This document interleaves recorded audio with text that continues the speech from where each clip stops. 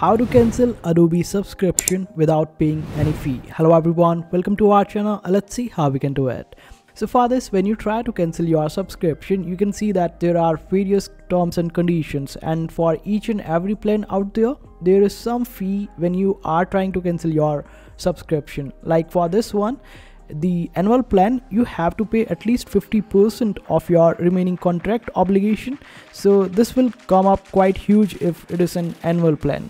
So in order to cancel your subscription without paying any fee, just simply open up the support of Adobe, and it is for all the products out there. Then just simply click on this option of chatting with their assistant.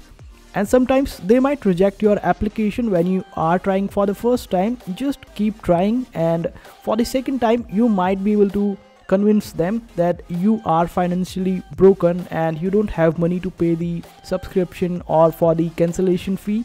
So you need to just tell them that you are looking to get your subscription cancelled for free, and after explaining it all to the assistant, they will be able to help you out. And also they might give you some months of free subscription for seeing your condition, and this way you would not only be cancelling the subscription for free but also be getting free subscription. And this is how you do it.